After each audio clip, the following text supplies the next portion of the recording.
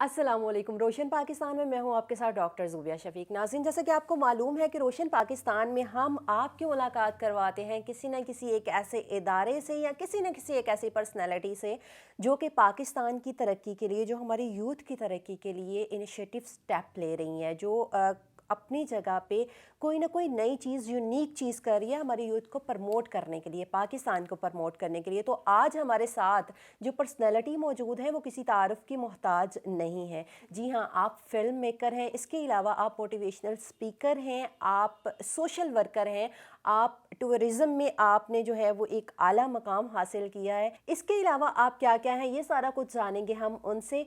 तो आपकी मुलाकात करवाते हैं हारिस भट्टी से। अस्सलाम वालेकुम सर। सर, सबसे पहले आपका बहुत बहुत शुक्रिया कि आपने अपने कीमती टाइम में से जो है वो हमें टाइम दिया। सर, आज हमारा आपके पास आने का जो मकसद है एक बहुत ही यूनिक है कि आप जिस फील्ड से बिलोंग करते हैं, हम थोड़ा सा उसको जांचना चाह रहे थे। अगर हम एजुकेशन की बात करें, माशाल्लाह आपका एक करियर की बात करें, तो सर जिस करियर में आप हैं वहाँ बच्चे को अभी भी आने के लिए, वहाँ एडमिशन करवाने के लिए एक स्ट्राइक करनी पड़ती है सबसे पहले अपने घर में। तो आज भी क्या ये सारा सीन मौजूद है और आप कैसे आए इस फील्ड में? ये थोड़े से क्वेश्चन हैं जो हमारे माइंड में, हमारे देखने वालों के माइंड में एक जो है ना वो खलबली सी मची है इन क्वेश्चंस के लिए। तो वो मैं सबसे पहले आपसे ये पूछूंगी कि जर्नी शुरू कहाँ से की, इंटरेस्ट कैसे हुआ इस फील्ड में आने का? फ़र्स्ट ऑफ़ ऑल, अगर मैं बिल्कुल ही स्टार्ट से बात करूं तो मैं एक मैट्रिक में बायोलॉजी का स्टूडेंट था। फिर मैं एक इंटर में आके मैं कंप्यूटर साइंस का स्टूडेंट हुआ। उसके बाद मैंने अकाउंटेंसी में आया, मैं नेटवर्किंग में आया। मैं हर चीज़ देखता हुआ आया, जिसके अंदर अगर मैं ये देखा जाए तो मैं वाकई उस जगह पे था कि जहाँ पे फेज़ मुझे ये बताता था ना कि इस टाइम मैनेजमेंट का दौर है, इस टाइम कॉमर्स का दौर है, इस टाइम मीडिया का दौर है। अगर मैं सिर्फ उस चीज़ के पीछे भागता रहूँ ना, तो शायद मैं अपने पैशन को नहीं समझ सकता था। मैंने स्टेप लिया कि मैं सुबह के टाइम मैनेजमेंट का स्टूडेंट यूसीपी में बना और शाम के टाइम मैंने पंजाब यूनिवर्सिटी में मीडिया स्टडीज़ को ज्वाइन कर लिया। अब जब मैं मीडिया स्टडीज़ की तरफ आया तो मेरा इंटरेस्ट लेवल आहिस्ता आहिस्ता इसमें बढ़ना शुरू हो गया। शायद ऐसे लगा कि मैं अपना क्रिएटिव काम मैं इसके अंदर ज़्यादा बेहतर तरीके से कर सकता हूँ, ना कि मैं किसी और फील्ड में जाऊँ। मैंने सुबह के टाइम मैंने मैनेजमेंट को स्किप करवाया और मैंने मीडिया स्टडीज़ को टाइम देना शुरू कर दिया। अब वहाँ पे चीज़ें आना शुरू हुई। एक टाइम आया जब यूट्यूब बंद हो गया था, बीच में एक 2012 का टाइम था। तब मैंने बहुत सी प्रेजेंटेशंस को खुद वीडियो शूट करके मैंने प्रेजेंट किया। उसके अंदर बहुत ऐसी चीज़ें थी जिसके अंदर आपके विलेज क्राइम्स आते थे। अब हम क्या करते थे, हम एक ग्रुप अपना मिलके वो विलेज क्राइम्स को एक प्रेजेंट करता था एक्ट करके, और हम वीडियो किससे बना रहे होते थे, ब्लैकबेरी टैब से बना रहे होते थे और उसको एडिट करते थे। अब जब वो फर्स्ट टाइम मैंने ये चीज़ की तो लोगों के लिए बड़े इंटरेस्टिंग हुआ और स्टूडेंट्स को भी लगा कि ये चीज़ तो बहुत ही अच्छी है। कि मेरे टीचर ने मुझे 1 मिनट के लिए रुकवा दिया कि मैं बाहर डीन की बात सुन के आता हूँ, मैंने आगे से इधर से देखना है। इतना इंटरेस्ट अगर उनका डेवलप हुआ तो मुझे लगा शायद ये वो चीज़ है जिसके अंदर अगर हम क्रिएटिव और इनिशिएट करते हैं कोई अच्छी चीज़ को, तो हम बड़े अच्छे तरीके से इसको लेके चल सकते हैं। खैर, मैंने आहिस्ता आहिस्ता इसके ऊपर काम करना शुरू कर दिया, अपनी इक्विपमेंट को थोड़ा बेहतर करना शुरू किया। मैंने थोड़े आइडियाज़ को देखना शुरू किया कि ऑलरेडी इधर कितना काम हो रहा है। मैंने उन काम को देखा कि लाहौर में कितना काम हो चुका था ऑलरेडी, आउट ऑफ स्टेशन में अभी तक कोई स्टूडेंट गया है कि नहीं गया। मैंने फिर टॉपिक्स ऐसे यूज़ किए थीसिस के लिए कि थोड़ा सा उसके अंदर इफेक्ट ऐसा आए कि मैं उसको पीटीवी के डॉक्यूमेंट्री भी कह सकता हूँ। मैं उसको थोड़ा हट के ये भी कह सकता हूँ कि उसमें कुछ नई चीज़ें भी, नई टेक्निक्स भी थी। तो मैंने जब उसके अंदर 2 टॉपिक्स को लेके चला, उसके अंदर एक टॉपिक था क्यों रहूं पाकिस्तान में। अब उसके अंदर एंड उसका पॉजिटिव तरीके से करना था, मगर उसका जो बिल्कुल टॉपिक था उसको देखते साथ ऐसे ही लगता है कि पता नहीं इसके अंदर क्या क्या चीज़ें नेगेटिविटी आना शुरू हो रही है। बेसिकली वो ब्रेन ड्रेन के ऊपर थी। फिर दूसरा मैंने एक सैदपुर विलेज था जो एक सदियों साल पुराना गांव है इस्लामाबाद में, उसके सकाफती विरसे को मैंने टच किया। अब दोनों टॉपिक मेरे लिए ऐसे थे जिसमें मुझे सीखने का बहुत मौका मिला, जिसके अंदर मैंने बहुत सी चीज़ें सीखी, बहुत सा काम मुझे आइडिया हुआ कि हम इसको इम्प्रूव कैसे कर सकते हैं। और फिर मैंने ऑल पाकिस्तान मुख्तलिफ जगहों पे कंपटीशंस में हिस्सा शुरू कर दिया। फिर उसमें तकरीबन ऑल ओवर 27 प्लस कंपटीशन थे जिनमें मैंने सारे विन किए। अब उसके अंदर मुझे सिर्फ सीखने को ये मिलता था कि मेरी ऑडियंस क्या मुझसे चाहती है, मैं उसी तरीके से उसकी एडिटिंग करता था और उसको मोल्ड कर देता था। और मैं जितना भी चाहूँ कि मेरी पसंद की कोई चीज़ बनना चाह रही है, जब तक मेरी ऑडियंस को वो चीज़ पसंद नहीं आएगी उसका कोई फ़ायदा नहीं है। हम कभी भी कोई भी चैनल भी देख रहे होते हैं, हम 15-20 सेकंड के अंदर हमें ये पता लग जाता है कि हमने चेंज करना है या फिर इसको कंटिन्यू देखना है। तो मुझे आहिस्ता आहिस्ता इस चीज़ की सेंस डेवलप होना शुरू होगी। फिर ऑब्वियसली वो आपकी वाली बात के फैमिलीज़ के लिए कितना मुश्किल है इस चीज़ को समझना, क्योंकि मैं अब टॉपिक को वहाँ तक लेके चलते हैं। हाँ, इन सारे मामलात में फैमिली ने कितना सपोर्ट किया? अब फैमिली के लिए सबसे पहले तो वही चीज़ थी, पहला क्वेश्चन यही आता है कि जर्नलिस्ट मीडिया स्टडीज़ के अंदर क्या जॉब अपॉर्चुनिटी है, क्या वही वो 15,000 की नौकरी है जो एक रिपोर्टर की स्टार्ट होती है और उसको कहाँ तक लेके जाती है, और या एक न्यूज़ एंकर आता है तो उसमें कितना टाइम लगता है। और दोनों चीज़ों के अंदर जब सोचना शुरू किया तो दोनों में लगा कि शायद इससे तो कुछ हट के भी चीज़ें होती हैं मीडिया में। जब मैं एक अलग डॉक्यूमेंट्री फील्ड में जा रहा हूँ तो इट मीन्स यहाँ पे कुछ और फील्ड्स हैं। खैर, मैं जब ऑल पाकिस्तान विन करना शुरू हो गया, मुख्तलिफ कंपटीशंस की तरफ मैं आना शुरू हो गया, तो फैमिली की तरफ से सपोर्ट शुरू हुई कि इट मीन्स कि एक अलग इसकी एक लाइन बन रही है और इसको लगता है कि ये इसमें कुछ कर सकता है, तो इसको सपोर्ट करना ज़रूरी है। उन्होंने मुझे इतना साथ दिया कि उन्होंने मुझे कहा कि तुम इस फील्ड को जहाँ तक लेके चल सकते हो लेके चलो। अब ये वो टाइम था जिसके अंदर आपको पहले प्रूव करना था। वो प्रूव ये था कि मेरे वो कंपटीशंस थे, वो एक वॉल थी जिसके अंदर सब शील्ड्स लगी हैं या सब सर्टिफिकेट्स लगे हैं, तो उसको देख के ये एहसास होता था कि बच्चा कुछ अच्छी चीज़ की तरफ ही जा रहा है। तो सबसे बड़ी मेरे ख्याल से मैं अब ज़िंदगी में ये कहूँ कि सबसे बड़ा मसला ये था कि हम शुरू से ही ना बच्चों को ये सिखा देते हैं कि आपका कंपटीशन क्या है। और कंपटीशन क्या होता है, वो बहन भाइयों से स्टार्ट हो जाता है। तुम मुझसे ज़्यादा लाइक हो या तुम मुझसे कम लाइक हो। मेरे ख्याल से ये सबसे बड़ी गलती वहाँ से स्टार्ट होती है। अगर हम इसी कंपटीशन और कंपैरिजन को छोड़ के अगर बात करें तो शायद वो स्किल्स जो आपके पास हैं वो मेरे पास नहीं होंगे, और जो मेरे पास है वो आपके पास नहीं होंगे। अल्लाह ताला ने हर किसी को एक सलाहियत दी है, और अगर वो इस सलाहियत को समझ जाता है तो मेरे ख्याल से वो हर चीज़ अचीव कर सकता है। हम जब कंपटीशन की तरफ लेके जाते हैं, मैं अपने स्टूडेंट्स को भी बार बार हर वर्कशॉप में और क्लास में भी ये बात बार बार करता हूँ कि कंपटीशन सिर्फ अपनी ज़ात के साथ लगाएं।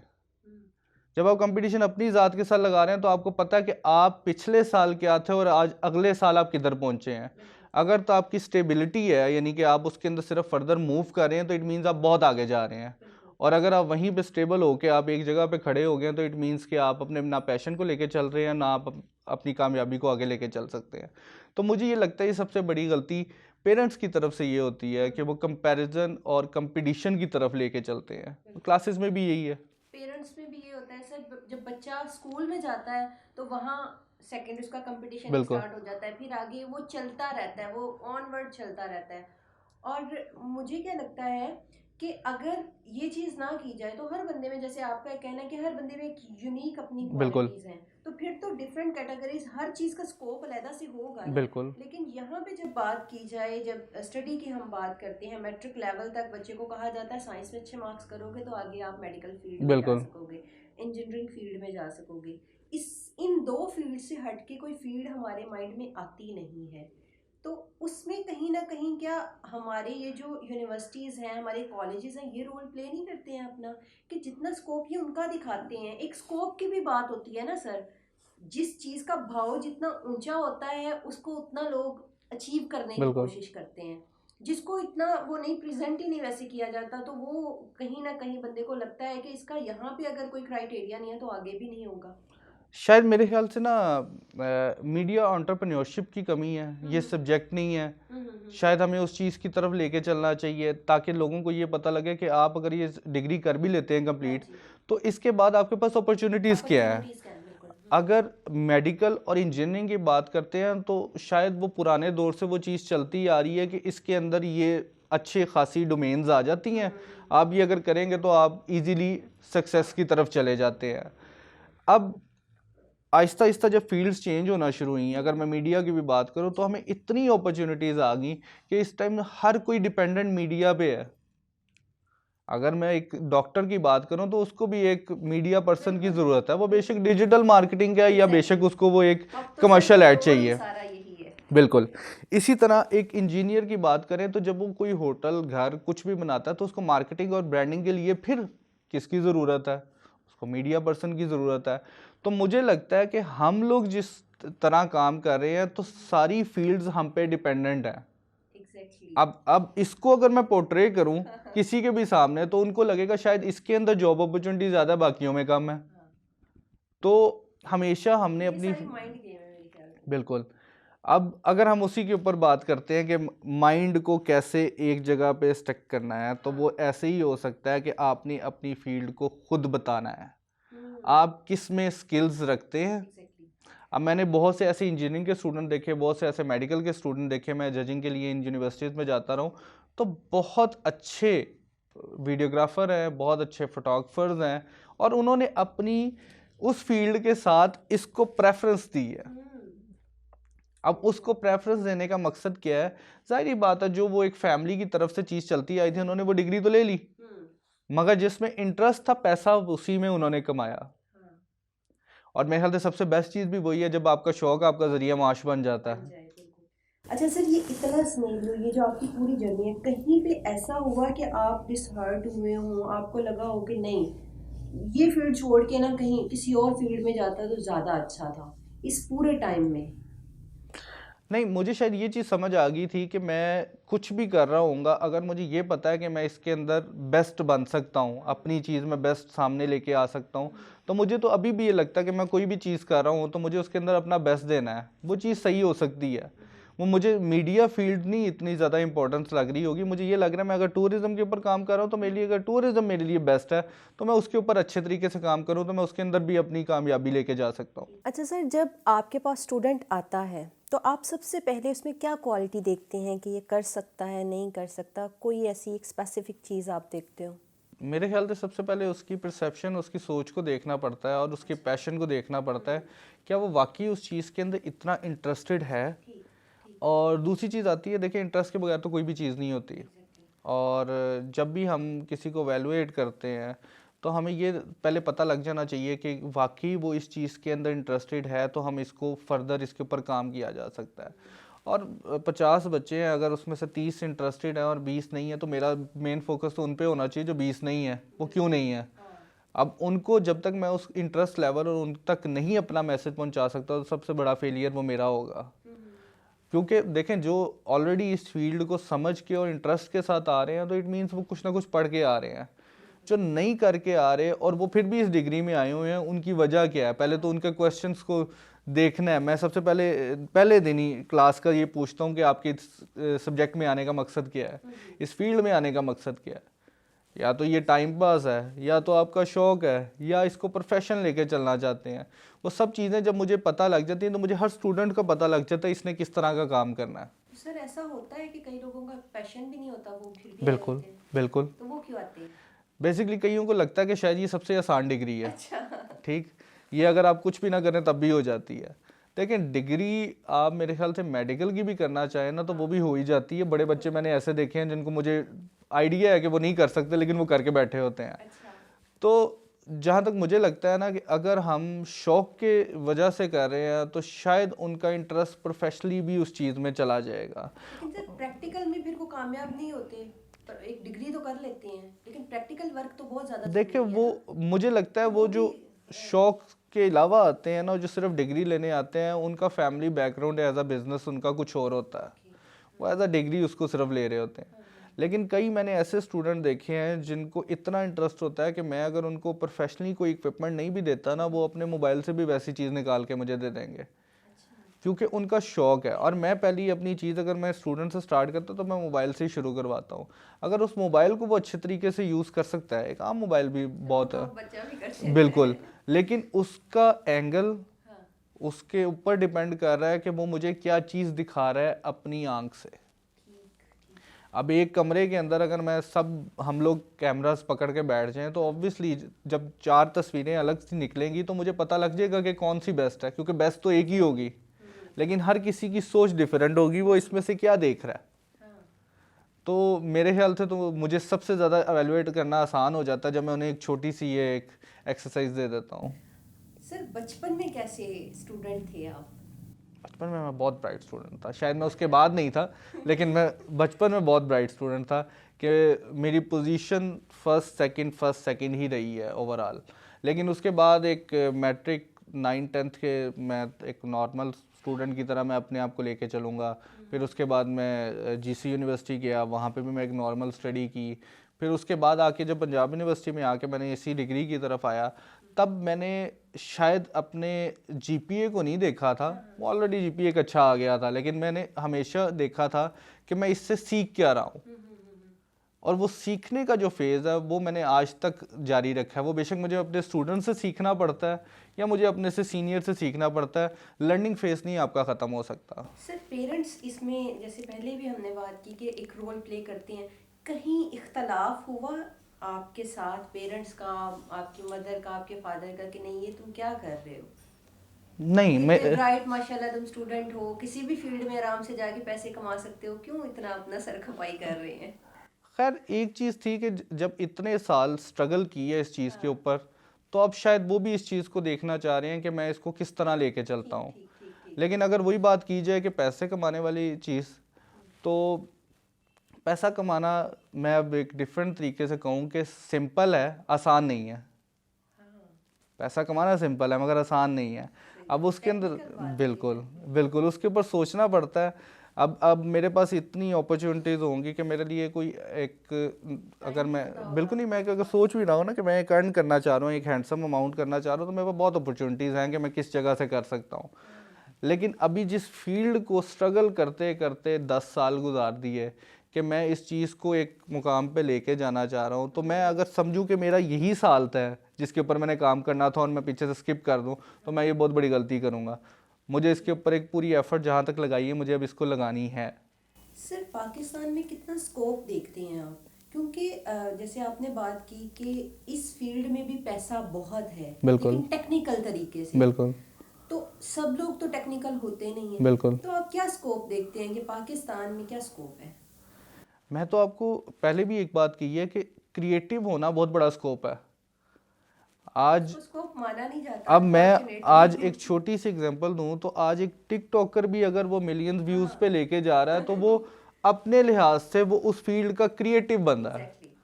शायद वो एक यूट्यूबर जिसकी सबसे ज़्यादा एफर्ट है, वो उतने पैसे नहीं कमा सके, शायद वो कमा ले ब्रांडिंग में। तो हमेशा ट्रेंड चेंज होता रहता है, हमें उस ट्रेंड के साथ चलना है।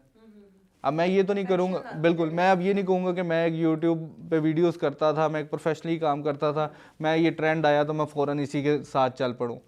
अब या तो मुझे उसके अंदर कोई चीज़ यूनिक लानी है जिसमें मुझे पता लगे नहीं मैं एक अलग तरीके से आया हूँ और ना मेरा वो कंपैरिजन है।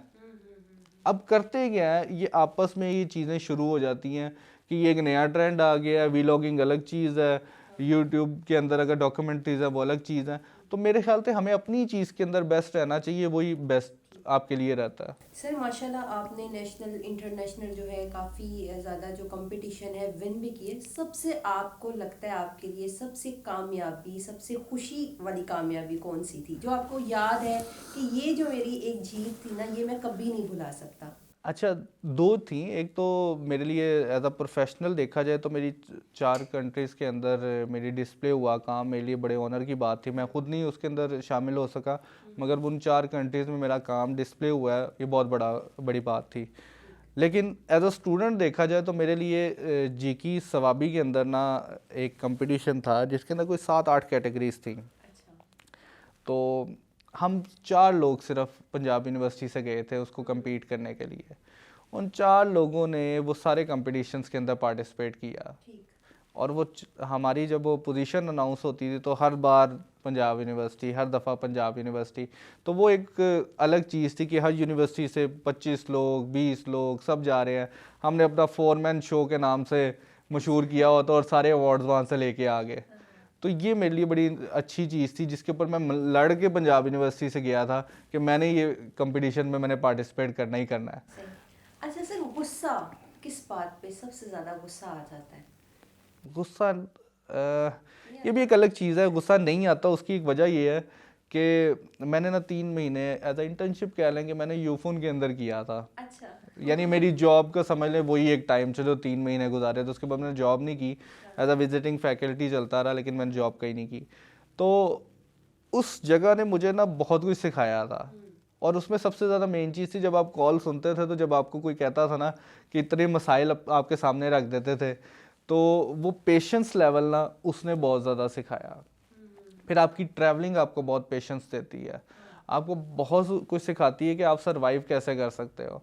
मैंने ट्रैवलिंग में बहुत कुछ सीखा, मैंने अपनी वो यूफोन की जॉब में बहुत कुछ सीखा। तो अब पेशेंस इतना हो चुका हुआ है कि मुझे अब इस चीज़ किसी भी चीज़ से कोई परवाह नहीं होती, इतना सब्र आ चुका हुआ है। सर, कैसे लोगों से मिलना पसंद नहीं करते? आप कहते हैं कि गैदरिंग ऐसी होनी चाहिए वरना नहीं होनी चाहिए। अच्छा, मुझे तो बहुत पसंद है कि मैं हर तरह के लोगों से मिलूं, अच्छा।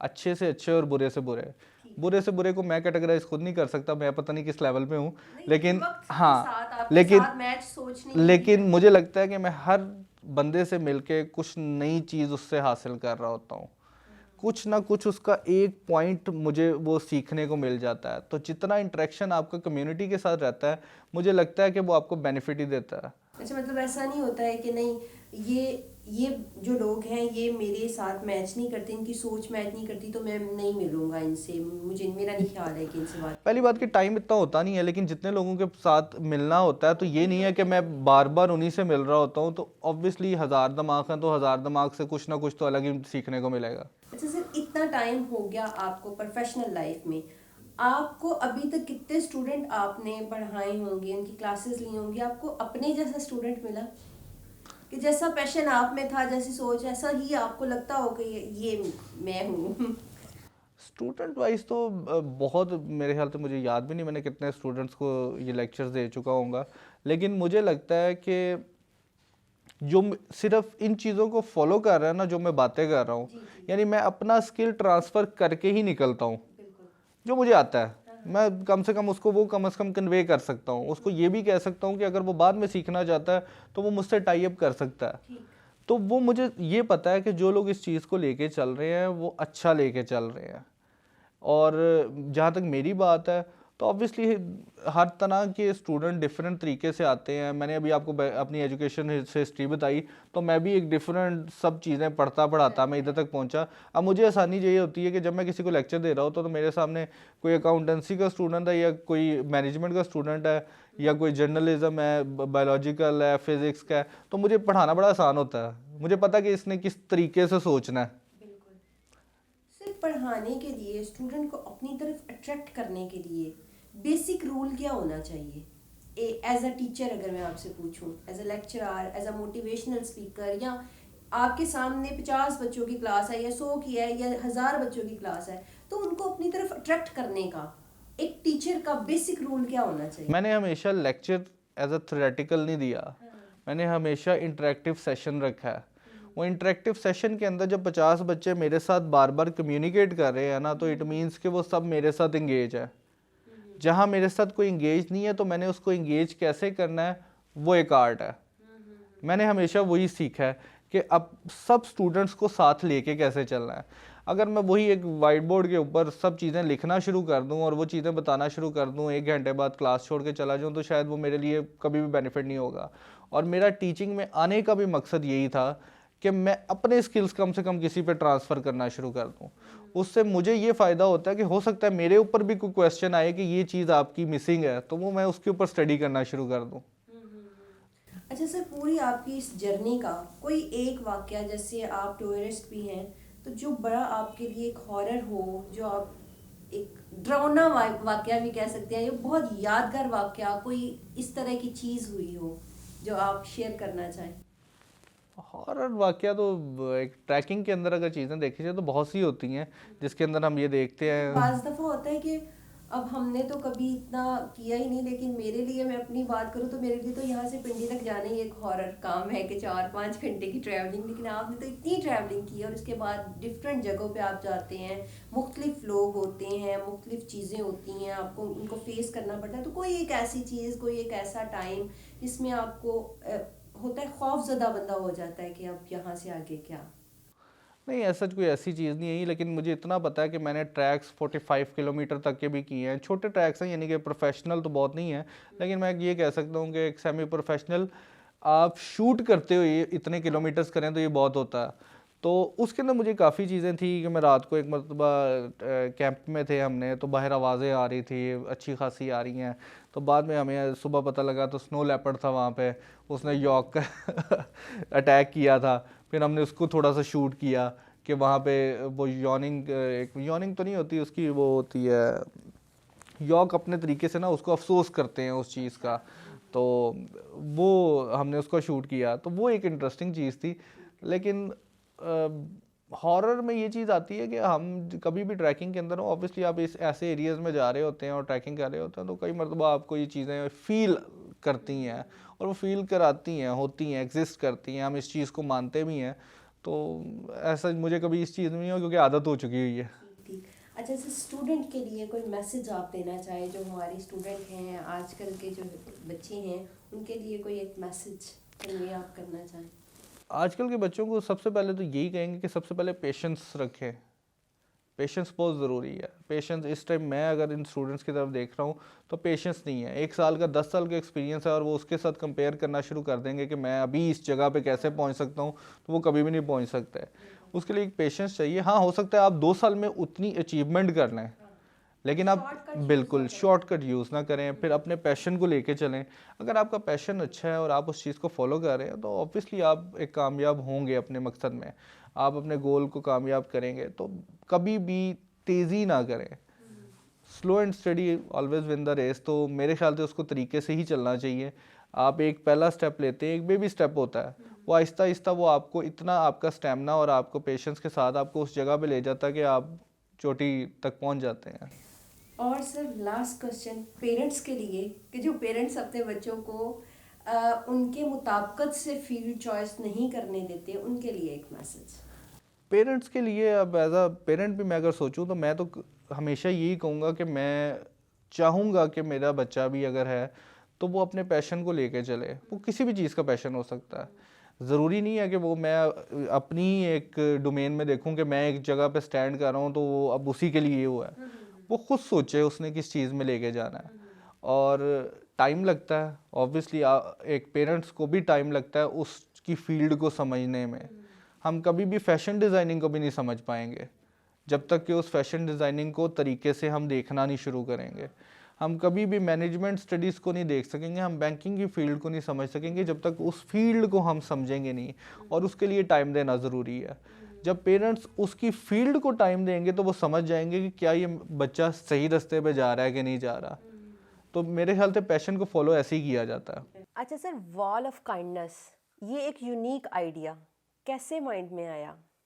वॉल ऑफ काइंडनेस के पीछे भी एक पूरी स्टोरी थी। अगर उसको शॉर्ट करके बताया जाए तो ये है कि ईरान में ये कॉन्सेप्ट शुरू हुआ था, मैंने उसको फॉलो अप किया, मैंने कहा कि ये पाकिस्तान में भी हो सकता है। उसके अंदर भी ऐसा इसी तरह के इश्यूज आए कि उन्होंने बहुत से लोगों ने कहा कि ये नहीं हो सकता। तो जब वो ये चैलेंज आ जाता है ना कि ये नहीं हो सकता, तो उसकी वजह निकालनी होती है क्यों नहीं हो सकता। तो हमने उसको प्रैक्टिकली उस चीज़ को एक पब्लिक अवेयरनेस के तौर पे लेके आए। उसके अंदर हमने एडवोकेसी कैंपेन की, हमने उस चीज़ को समझाया कि अगर यहाँ पे ये चीज़ आती है तो ये किसके लिए है, इसका मकसद क्या है, किन लोगों के लिए, और अगर आपके यूज़ का नहीं है तो आप इसको ना इधर से उतारें। तो अल्हम्दुलिल्लाह बहुत अच्छी कैंपेन रही। फिर हमने उसको मुख्तलिफ तरीके से पाकिस्तान के डिफरेंट एरियाज़ में लेके चले, तो एक अच्छी कैंपेन चली। सर, उसमें ये होता है ना कि जब हम इस तरह की कोई वर्किंग कर रहे होते हैं तो लोग समझ नहीं पा रहे होते, हमें भी समझ उस टाइम पे नहीं आ रही होती कि हम ये जो चीज़ करेंगे, लाइक उसको मैनेज करना बहुत मुश्किल होता है। तो आपके लिए कितना मुश्किल रहा ये? देखिए, मेरे ख्याल से जब तक हम उस चीज़ के अंदर खुद इंगेज नहीं होते और स्टेप इन नहीं करते तो हम कभी भी उसका रिजल्ट नहीं निकाल सकते। ज़्यादा से ज़्यादा उस चीज़ के अंदर आपको एक फेलियर का सामना करना पड़ता है।